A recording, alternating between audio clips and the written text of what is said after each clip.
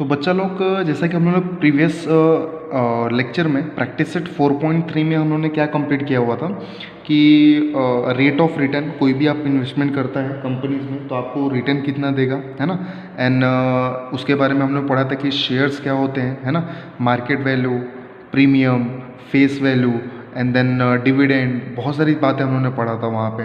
And उसके बाद से अभी लास्ट आपका प्रैक्टिस सेट 4.4 जो है ये फाइनेंशियल प्लानिंग का है ना। बहुत ही इंटरेस्टिंग है। इंटरेस्टिंग क्यों है? क्योंकि इसमें बहुत सारा चीज़ आप लोगों को डेली बेसिस पे जो नॉलेज है वो आप लोगों को मिलने वाला है। एंड देन ये प्रैक्टिस सेट 4.4 का एपिसोड 1 है, जिसमें हम लोग जो भी बेसिक चीज़ें हैं जो प्रैक्टिस सेट के लिए इंपॉर्टेंट है वो सारा चीज़ मैं आप लोग को डिटेल में बताने वाला हूँ, क्योंकि ये आप लोग को जानना बहुत ही आवश्यक है। ठीक है, चलिए स्टार्ट करते हैं। तो प्रैक्टिस सेट 4.4 जो है अभी डिपेंड किस पे है, तो किस बातों पे ये चीज़ आने वाला है, तो मैं आप लोगों को पहले शॉर्ट में वो बता दूं कि प्रैक्टिस सेट 4.4 ये है कि 4.3 का आगे है।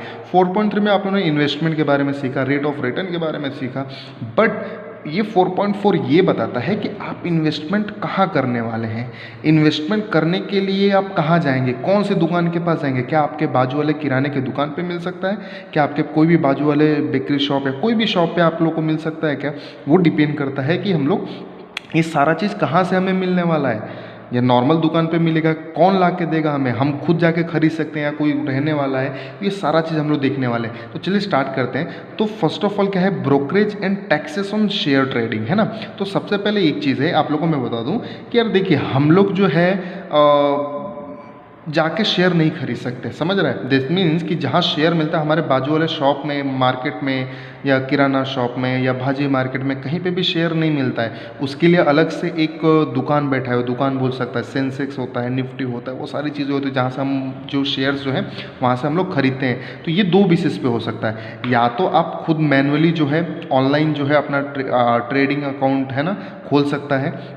एंड देन उसके बाद दो टाइप के अकाउंट होते हैं, जनरली बता दूं मैं आपको। डीमेट अकाउंट होता है, ट्रेडिंग अकाउंट होता है। डीमेट अकाउंट जिसमें आप जो भी शेयर है उसमें खरीद के रखता है, ट्रेडिंग मतलब जिसमें से उसमें से शेयर लेके आप बेचता है या जो भी चीज़ खरीदेगा तो डीमेट में आएगा। एंड ये सारी चीज़ खरीदना बेचना होता किस पे, कोई ना कोई प्लेटफॉर्म रहता है। तो चाहे वो आप ऑनलाइन कर सकता है या ऑफलाइन आप किसी ब्रोकर से कनेक्ट होकर वो आपका सारा काम करेगा और उसका वो चार्ज लेगा, बराबर है। तो दो तरीका है, या तो आप खुद ही करो, है ना। एंड देन खुद ही जब करोगे तो किसी प्लेटफॉर्म से करोगे, ऑनलाइन प्लेटफॉर्म से, तो बहुत सारे ऐसे ऑनलाइन प्लेटफॉर्म और ऐप है जो सर्विस प्रोवाइड करते हैं शेयर खरीदने और बेचने में, जैसे कि 5 पैसा है। एंड देन बहुत सारी चीज़ें ऐसी हैं जो मैं यूज़ करता हूँ। मैं 5 पैसा पे यूज़ करता हूँ ऑनलाइन ट्रेडिंग के लिए। एंड देन दूसरा वाला कैसा है कि आप ब्रोकर, जो भी बहुत सारे नामी जामी एंजल ब्रोकिंग है, शेयर खान है, वहाँ पे आप डायरेक्ट उनको कनेक्ट करोगे, वो सारा आपको डायरेक्ट करेंगे एंड उसका चार्जेस होता है। तो दो तरीके से आप ये सारी चीज़ें खरीद बेच सकते हो, जो भी चीज़ है होने वाली। इसलिए डिटेल में पढ़ते brokerage and taxes on share trading क्या होता है। तो ब्रोकरेज फर्स्ट ऑफ ऑल आप लोग को पता रहेगा, जब हम बाय और सेल करते the share through the register number और ऑर्गेनाइजेशन और agency of the stock market. That means कि जब भी हम कोई भी शेयर खरीदते हैं या बेचते हैं, हम लोग किससे, एक रजिस्टर नंबर या तो ऑर्गेनाइजेशन, जैसे मैंने आप लोगों को बताया था कि दो चीज़ें हैं ना, मैनुअली आप ब्रोकर से कनेक्ट कर सकता है या खुद से प्लेटफॉर्म जो भी रहता है, एजेंसी रहती है, स्टॉक मार्केट में रजिस्टर रहती है, वहाँ से हम सेल या बाय कर सकते हैं। And this members are called share broker. उस मेंबर्स को हम क्या बोलते हैं, शेयर ब्रोकर बोलते हैं, जो ये सारा काम करके देते हैं। Share broker charge some amount, कुछ मैंने बोला था कुछ ना कुछ चार्ज करेंगे, काम कर रहे हैं ना भाई, उनका भी रोजी रोटी है ना, उनका भी घर बार है, काम कर रहे हैं तो वो भी चार्ज करेंगे ही। अमाउंट कुछ चार्ज करते हैं for undertaking the service of buying and selling of the share. मैंने आप लोगों को पहले बताया कि भाई खरीदने और बेचने में जो भी काम करेगा वो कुछ ना कुछ हिस्सा लेगा ही, उसी को हम लोग बोलते हैं शेयर ब्रोकर बोलते हैं। क्या बोलते हैं, शेयर ब्रोकर बोलते हैं, ठीक है। The amount of they charge is called brokerage. जो चार्ज करते हैं उस अमाउंट को हम लोग बोलते हैं ब्रोकरेज, है ना। जिसे आप लोग हिंदी में बोलता है दलाल बोलता है, देन दलाली कितना लिया, दैट्स टर्म अंडर ब्रोकरेज और ब्रोकर बोलते हैं दलाली को, ठीक है। The brokerage is paid on the market value. ध्यान रखना, ये कैलकुलेशन के लिए आने वाला है, ये ध्यान रखना है कि ब्रोकरेज जो है किस पे पेड होता है, मार्केट वैल्यू पे, ना कि फेस वैल्यू, ना कि प्रीमियम नंबर ऑफ शेयर, उस पे नहीं, किस पे, मार्केट वैल्यू पे। ब्रोकरेज जो भी लिया जाएगा मार्केट वैल्यू पे। और ये ऑफ शेयर, अब यहाँ पे देखिए टोटल वैल्यू, ये मैंने फॉर्मूला फॉर्मूला वाइज लिख दिया, और ये फॉर्मूला है नहीं यार, अभी जस्ट प्रैक्टिस सेट 4.3 में आप देखिएगा ना तो ये मैंने चॉकलेट वाइज समझाया है, मतलब टोटल चॉकलेट आपको कितना होगा, कितना चॉकलेट खरीदा और कितने के दाम से खरीदा, that means number of share, कितना शेयर खरीदा, मार्केट वैल्यू कितने के दाम से खरीदा, मतलब मान लीजिए कि मैंने 2 चॉकलेट खरीदा 5 रुपये के दाम से, तो टोटल दाम कितना हो गया, 2 × 5 10 रुपये, वही टोटल वैल्यू है। समझ में आ रहा है? तो ये ध्यान में रखना, आपको फॉर्मूला भी आगे ये दोनों काम आने वाला है, ये 2 मोस्ट इंपॉर्टेंट पॉइंट है, इसको आप लोगों को मैं बोलूँगा प्रैक्टिस सेट के लिए काम आने वाला है। और ये टेंशन मत लीजिए, मैंने फॉर्मूले में आगे बना कर रखा हुआ है, आप लोगों को चिंता करने की कोई बात नहीं है। चलिए अभी नेक्स्ट है जीएसटी ऑन ब्रोकरेज सर्विस। सीधी सी बात है यार कि अगर मैं काम कर रहा हूँ, मतलब एज अ ब्रोकर, अगर मैं आप लोगों का जो भी शेयर खरीद रहा हूँ, बेच रहा हूँ, तो मैं उसका तो ब्रोकरेज लूँगा, लेकिन भाई साहब जो मैं सर्विस दे रहा हूँ उस पर टैक्स तो लगेगा ना यार। तो टैक्स लगने के लिए वो आता है जीएसटी के अंदर, आता है किस में आता है, जीएसटी के अंदर। तो ये चीज़ हो जाएगा जीएसटी ऑन ब्रोकरेज सर्विस। तो यहाँ पे जीएसटी ध्यान रखना, ये चीज़ देखिए, ये टर्म जो है वहाँ पे मैं हाईलाइट कर रहा हूँ ना, ये जो टर्म है थोड़ा ध्यान रखना पड़ेगा कि जीएसटी किस पे लगेगा, ब्रोकरेज पे लगेगा, ना कि जीएसटी मार्केट वैल्यू पे लगेगा, ना कि जीएसटी टोटल वैल्यू पे लगेगा, जीएसटी लगेगा ब्रोकरेज पे। ये चीज़ ध्यान में रखना है, जैसे 2 बातें ध्यान में रखना है, ब्रोकरेज किस पे लगेगा, मार्केट वैल्यू पे, ठीक है, जीएसटी किस पे लगेगा, ब्रोकरेज पे, ये ध्यान में रखना है। चलिए देखते क्या होता है। Share broker provide service for purchase and sale of the share for their client. सीधी सी बात है, अपने क्लाइंट के लिए, अपने ग्राहक के लिए वो प्रोवाइड करते हैं, ठीक है। 2 प्लेटफॉर्म में बता दिया है मैंने। This service are charge under GST. ये सारी सर्विस किसके अंडर में चार्ज होता है, जीएसटी के अंडर, मतलब जीएसटी जो लगेगा वो ब्रोकरेज पे लगेगा, ठीक है। The rate of GST is 18% on brokerage, मतलब फिक्स है भाई कि आपका जो भी आप दलाली का कमाई कर रहे हो, ब्रोकरेज जो भी आ रहा है आपका, उस पर जो जीएसटी लगेगा वो 18% लगेगा, 18% लगने वाला है। ये कन्फर्म है कि भाई 18% जो है जीएसटी लगता है। हाँ, अब सीधी सी बात है, ये जीएसटी के अंदर 2 पार्ट आते हैं, एक आता है सीजीएसटी आता है, बराबर, एंड देन आता है एक एसजीएसटी, जो आप लोगों को पता है। सीधी सी बात है, 9% एसजीएसटी भी 9% लेके जाएगा। ये अंडरस्टैंडिंग वाली बात है यार, लास्ट प्रैक्टिस सेट पहुंच चुके हैं तो थोड़ा तो अंडरस्टैंडिंग होना चाहिए। चलिए, फॉर सेफ्टी ऑफ इन्वेस्टर, यहाँ पे सेफ्टी का भी ध्यान दिया जाता है। There are other charges other than GST on brokerage, है ना। अब ब्रोकरेज का अदर चार्जेस जो है जीएसटी के अलावा भी लगता है। This are security transaction tax, STT security transaction tax, SEBI charge, है ना, स्टैम्प ड्यूटी एटसेट्रा, और भी टैक्सेस जो है जीएसटी के अलावा भी लगता है। लेकिन यहाँ पे आप लोगों ने ग्रीन में देखा रहेगा, but we only consider GST on brokerage for this practice set, for this standard, है ना। कैलकुलेशन के लिए हम सिर्फ क्या कंसीडर करने वाले हैं, जीएसटी।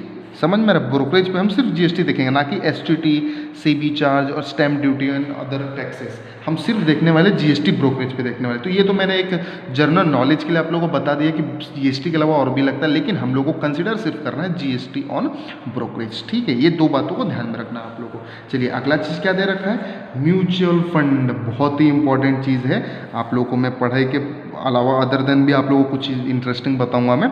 म्यूचुअल फंड क्या होता है, तो आप लोगों ने ऐड देखा रहेगा ट्रेन में, है ना, अभी सचिन तेंदुलकर का ऐड आ रहा है, म्यूचुअल फंड सही है। दैट मीन्स कि म्यूचुअल फंड सही क्यों है भाई, क्यों है सही, उसका रीज़न हम लोग देखेंगे आगे। सबसे पहले म्यूचुअल फंड होता क्या है, देखिए। अब ये इंग्लिश में लिखा, मैं एक नॉलेज बता दूँ आप लोगों को, एक इसकी रीड करने से पहले, जैसा कि मैंने बताया था कि आप जो इन्वेस्टमेंट कर सकता है, या तो खुद से कर सकता है डायरेक्ट ऑनलाइन प्लेटफॉर्म से, या तो ब्रोकर से कांटेक्ट करके वो लोग अपना काम धंधा आपका लेंगे, एंड देन उस पर चार्ज भी लेंगे। हाँ, यहाँ पे भी चार्ज होता है, जो मैं ऑनलाइन ट्रेडिंग करता हूँ ना, यहाँ पे भी चार्ज होता है, लेकिन कैसा रहता है कि चार्जेस यहाँ पे कम है, यहाँ पे चार्जेस ज़्यादा रहते हैं। इसलिए ऑनलाइन ट्रेडिंग में आपने खुद के प्लेटफॉर्म से रहेगा तो ज़्यादा बेनिफिशियल रहता है। और यहाँ पे रिस्क भी रहता है, रिस्क बहुत ही रहता है। एंड देन आप लोगों ने सुना रहेगा म्यूचुअल फंड सही है, एंड देन उसके बाद से कि इन्वेस्टमेंट जो भी है वो मार्केट के अकॉर्डिंग रिस्क पे डिपेंड करता है। अब ये म्यूचुअल फंड होता क्या है, देखिए बहुत सारे ऐसे इन्वेस्टमेंट, जैसे कि मान लीजिए किसको शेयर के बारे में नॉलेज ही नहीं, शेयर मार्केट के बारे में जीरो नॉलेज, 0% नॉलेज है अगर, ठीक है, तो वो क्या करेगा, वो अपना पैसा जो है कुछ चाहता है कि यार मेरा मंथली का कुछ सेविंग हो, जिसे आप बैंक अकाउंट में मंथली में डालते हैं, तो वो क्या करेगा कि भाई ऐसे लोगों को ढूंढेगा जो शेयर मार्केट के जानकार लोग हैं, जो बहुत ही अच्छा उनको नॉलेज है, तो उनको जो है पैसा कुछ हिस्सा देगा, जिनको वो क्या करेंगे, वो जो जानकार लोग हैं, कौन, जानकार लोग जो हैं किसके, शेयर के बारे में, वो क्या करेंगे, वो करेंगे, वो इन्वेस्टमेंट करेंगे। किस में इन्वेस्ट करेंगे? मार्केट में। और जब प्रॉफिट होगा ना, प्रॉफिट होगा तो उसका कुछ हिस्सा जो है इस बंदे को मिलेगा, जो इस बंदे ने इसको जानकार शेयर वाले को दिया था। अब ये चीज़ ध्यान में रखना है आप लोग को। हाँ, प्रॉफिट के साथ साथ लॉस भी हो सकता है, तो लॉस भी इन्हीं को मिलता है। ऐसा थोड़ी है कि लॉस आएगा तो वो जानकार व्यक्ति लेगा। सीधी सी बात है, अगर आप रिस्क तो है यार, अगर प्रॉफिट है, यही तो है, बैंक में कन्फर्म आपको 3 से 3.5% आपको जो है सेविंग अकाउंट मिल जाता है, ठीक है। लेकिन अभी देखिए, इसमें मैं जितनी बातें बताऊँ ना उतनी कम रहेगी, तो मैं यही कोशिश करूँगा शॉर्ट में आप लोग का कंप्लीट हो जाए। तो थोड़ा सा ये हम लोग कंप्लीट कर लेते हैं। तो लॉस भी इस बंदे को मिलेगा। अगर लॉस हो रहा है मार्केट से, तो जैसे आज के टाइम में, करंट टाइम में बात करूँ, तो जैसे कि लॉकडाउन में सारा चीज़ क्रैश हो चुका है, तो सारे अभी खुद का मेरा म्यूचुअल फंड में माइनस में आ रहा है, नेगेटिव आ रहा है। तो सीधी सी बात है यार, मैंने अगर किया है इन्वेस्टमेंट, तो प्रॉफिट से अलावा लॉस भी मुझे उठाना पड़ेगा। लेकिन लॉन्ग टर्म इन्वेस्टमेंट के लिए म्यूचुअल फंड सही है, म्यूचुअल फंड सही है। अगर आप लॉन्ग टर्म के लिए प्लानिंग कर रहे हैं 10 ईयर्स एंड देन अबो, तो आप लोग को कंफर्म है कि अच्छा खासा 10 to 15% का ईयरली जो है रिटर्न मिलता ही मिलता है, ठीक है। चलिए देख लेते हैं फटाफट क्या लिखा हुआ है। Mutual fund many investors with common objective give their money to their professional expert. भाई साहब, मैंने बताया ना, जानकार दैट मीन्स प्रोफेशनल एक्सपर्ट को दे देते हैं। क्यों देते हैं? क्योंकि उनके पास नॉलेज नहीं रहता, उनको भाई टाइम ही नहीं है कि मैं ये सब भी हैंडल करूँ। बहुत लोग ऐसे होते हैं। The professional expert invest in share and also in a various other scheme. जरूरी नहीं कि एक्सपर्ट जो है शेयर ही खरीदे, बहुत सारे स्कीम होते हैं, बॉन्ड्स होते हैं, जो सिक्योरिटी डिपॉजिट होते हैं, जो दो देश के बीच में जो बॉन्डिंग होता है, उनके बीच में, स्कीम के बीच में जो है इन्वेस्टमेंट करते हैं। बहुत सारे फैक्टर रहते हैं, उनके पास दुनिया भर का नॉलेज रहता है, ठीक है। As a result investment is diversified which reduce the risk factor and total dividend और profit and dividend is investment. अब इससे होता क्या है, ठीक है। अगर मैं कोई भी एक हिस्सा, जैसे कि अगर मैं 5,000 मंथली इन्वेस्ट कर रहा हूँ, 5,000 अगर मैंने एक ही चीज़ में लगा दिया, शेयर में ही लगा दिया, तो उससे क्या होता है कि रिस्क बढ़ जाता है। कैसे रिस्क बढ़ जाता है? अगर शेयर अगर बढ़ा दाम, तो मेरा दाम भी बढ़ेगा। अगर शेयर कम हो गया, दैट मीन्स अगर शेयर में नेगेटिव आ रहा है, तो मेरे को 5,000 से भी नेगेटिव मिलने वाला है। तो वो चीज़ हाई रिस्क और हाई गेन में आता है। लेकिन अगर मुझे हाई रिस्क हाई गेन नहीं खेलना है, तो थोड़ा सा ऐसा खेला खेलना है, ये गेम जैसा है यार, ऐसा खेला खेलना है कि जिसमें मेरे को कम प्रॉफिट भी हो और रिस्क भी कम हो। तो अदर स्कीम में, मतलब आपका 5,000 रुपये जो है ना, शेयर में नहीं डाला जाएगा। 1,000 शेयर में डाल दिया, 1,000 बॉन्ड में डाल दिया, 1,000 दूसरे स्कीम में डाल दिया, तो इसको बोलते हैं डाइवर्सिफाइड मतलब एक हिस्से का आपने 4-5 लगा दिया। मतलब ये ऐसा एक अमाउंट का 4-5 चीज़ों में आपने इन्वेस्ट कर दिया, जिससे आपका पैसा जो है अलग अलग चीज़ों में। अब इससे रिस्क कैसे कम होता है? मान लीजिए कि अगर इसमें प्रॉफिट कम हो रहा है, तो इसमें बढ़ेगा, किसी ना किसी एक में तो बढ़ेगा ना, जिससे क्या होगा, बैलेंस होकर ना आपका जो भी रिस्क फैक्टर है वो कम हो सकता है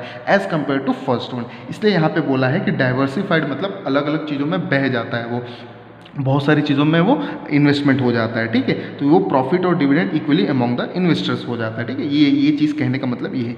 mutual fund is professionally manage by investment scheme usually run by an AMC मतलब असिस्ट मैनेजमेंट कंपनी। ये सब म्यूचुअल फंड चलाने वाले जो लोग होते हैं ना, उन कंपनी का नाम होता है असिस्ट मैनेजमेंट कंपनी होता है, जिससे वो सारा चीज़ हैंड ओवर करते हैं, सारा चीज़ वहाँ से मैनेज करते हैं। और बहुत ही प्रोफेशनल, उनको 10-15 साल का एक्सपीरियंस रहता है इस बारे में। उनको पता रहता है कहाँ पैसा लगाना है, कब पैसा निकालना है, कितना सारा चीज़, सब नॉलेज रहता है। उनका वही काम धंधा है, समझ में आ रहा है, तो उनको अच्छे से नॉलेज होता है। अब चलिए क्या लिखा है, अगला पॉइंट है, when we invest in mutual fund we get units.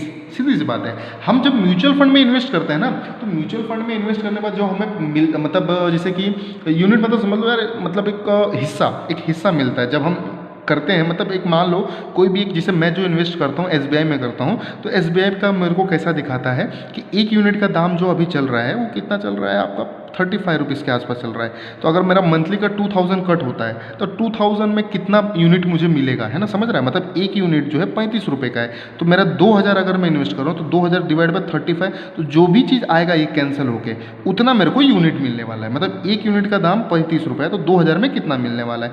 तो दैट्स कॉल्ड कि म्यूचुअल फंड में हमें यूनिट में दिखाता है, तो वो यूनिट में रहेगा, समझ में आ रहा है। क्वांटिटी, ये समझ लो क्वांटिटी, मतलब एक बोल सकता है कि इतना आपके पास है, इतना आपके पास यूनिट है। The market value of a unit is called NAV. अब जो मार्केट वैल्यू रहता है उस यूनिट को हम लोग बोलते हैं नेट असेट वैल्यू। टोटल उसको हम लोग क्या बोलते हैं, NAV, net asset value. And सीधी सी बात है, टोटल फंड वैल्यू कैसे निकालते हैं, आपका टोटल रुपया कितना जमा हुआ है कैसे पता चलेगा, net asset value of one unit into number of unit. मतलब नेट असेट वैल्यू एक यूनिट का दाम और कितना यूनिट है आपके पास। मान लीजिए 35 रुपये का है उसका और मेरे पास 2000 यूनिट है, तो टोटल टोटल 2000 इंटू 35 कर देंगे तो टोटल फंड वैल्यू है नहीं फिलहाल, है ना। ये तो सोचेगा प्रोफेसर के पास इतना पैसा पड़ा हुआ है, इतना है नहीं। तो यहाँ पर टोटल फंड वैल्यू मतलब ऐसा एग्जांपल हमने बता दिया, ठीक है। एंड देन नेक्स्ट देखिए, ये म्यूचुअल फंड है। अब म्यूचुअल फंड का एक हिस्सा आता है जो आप लोगों ने सुना रहेगा, सिस्टमेटिक इन्वेस्टमेंट प्लान, SIP, और ये बहुत ही अच्छा प्लान है ना। और मैं आप लोगों को ये प्रेफर भी करने वाला हूँ, कैसे देख लीजिए। और ये हम लोग को अपने टाइम पे यार कुछ नॉलेज नहीं था, हमारे टाइम पे 10वीं में ऐसा कुछ चैप्टर नहीं था कि हम लोग को कोई बताए कि हम लोग यूज़ करें। तो SIP सिस्टमेटिक इन्वेस्टमेंट प्लान होता है क्या है, देखिए, one could invest small amount at regular interval in mutual fund. मतलब म्यूचुअल फंड में जरूरी नहीं कि यार आपके पास म्यूचुअल फंड में इन्वेस्ट करना है तो आपके पास लाखों रुपया, करोड़ रुपया होगा तभी आप इसमें इन्वेस्ट करें। आप मंथली 500 रुपये के हिसाब से, लिखा है ना स्मॉल अमाउंट, 500 रुपये के हिसाब से एट रेगुलर इंटरवल, रेगुलर मतलब महीने, 2 महीने, 6 महीने, आप डिसाइड कर सकते हैं हर महीने में मेरे अकाउंट से इतना पैसा कटने वाला है। तो एक छोटा सा अमाउंट रेगुलर इंटरवल से कटेगा तो वो म्यूचुअल फंड में, दैट उसको बोलते हैं सिस्टमेटिक इन्वेस्टमेंट प्लान। सिस्टमेटिक मतलब एक पर्टिकुलर, रेगुलर इन्वेस्टमेंट मतलब पैसा डालते हो वो प्लानिंग के हिसाब से।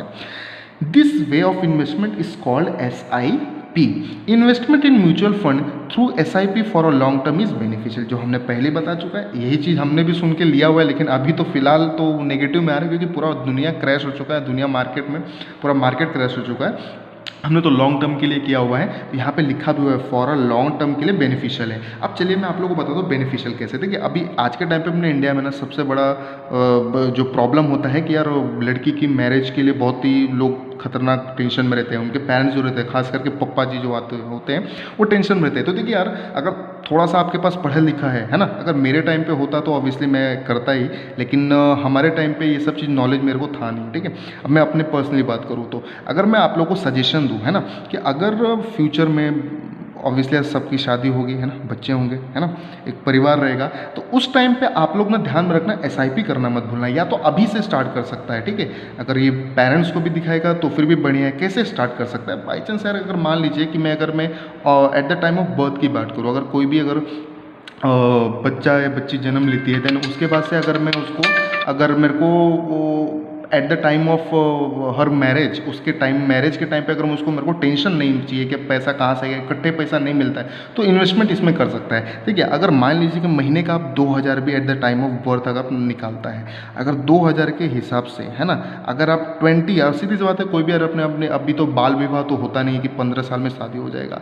शादी होता है तो ऑब्वियसली यार ग्रेजुएशन के बाद, और कोई भी बच्चा बच्ची ग्रेजुएशन होता है आफ्टर 22 और 23। तो 22 और 23 के अगर मान लीजिए कि 23, मान लीजिए 23 साल तक आप हर महीने 2-2 हज़ार जमा करता है, तो गारंटी यार एट द टाइम, और इस पर रिटर्न आराम से अच्छा खासा आप लोग को 23 साल में बोल रहा हूँ ना, अब वो 15% तो गारंटी मिलता है। 15% एक अच्छा सा आप किसी चीज़ से भी आप ले सकता है कि कौन से में इन्वेस्टमेंट है, ऑनलाइन आप चेक कर सकते हैं कि किसमें SIP में फ़ायदा हुआ है, तो उसमें आप लोगों को क्लियरली दिखा देगा। तो 15% बहुत सारे ऐसे SIP प्लान है, तो एक नॉर्मल बता रहा हूँ, 15% तो आराम से मिलता है। तो अच्छा खासा आप लोगों का ना, कुछ नहीं तो आराम से 15 और 17 to 18 लाख के आसपास आप लोग को उस टाइम पे आराम से मिल जाएगा। तो उस टाइम पे कुछ हिस्सा तो आपको टेंशन में रहेगा। अब आप लोग को हुआ क्या इसमें, ठीक है, मंथली 2000 दे रहे थे, उससे आपको कुछ पता नहीं चल रहा कि 2000 जा रहा है, कोई प्रॉब्लम नहीं है। लेकिन at the time of her marriage, आपके बेटी की शादी के लिए, बहन जो भी चीज़ है, शादी के टाइम पे कितना हो जाएगा, वो कुछ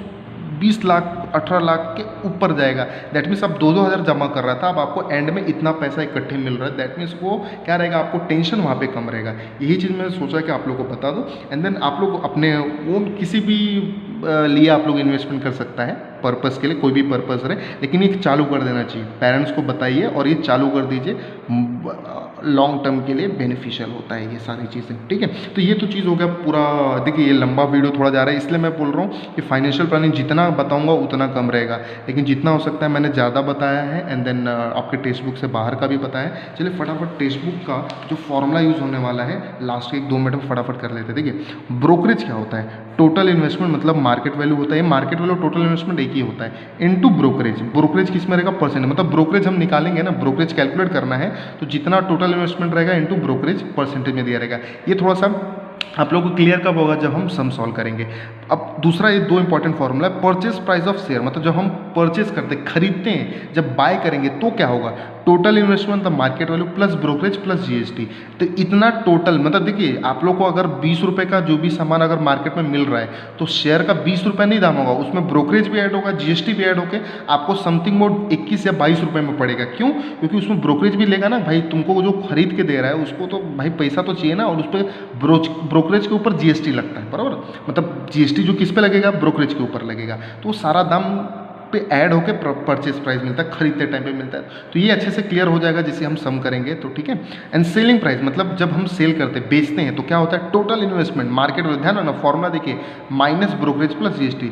बाय करते टाइम पे, जब खरीदते हैं तब क्या होता है, ऐड होता है, मतलब ब्रोकरेज और जीएसटी ऐड होता है, और बेचते टाइम पे ब्रोकरेज और जीएसटी माइनस होता है। और एक चीज़ मैंने लिखा है वापस है, always GST taken from brokerage, जो कि यहाँ पे भी मैंने आप लोग को हाईलाइटेड करके बताया हुआ है, आप लोग देख सकते हैं कि brokerage is based on market value, है ना। एंड देन जीएसटी, है ना, यहाँ पे भी बताया कि this service are charge under GST.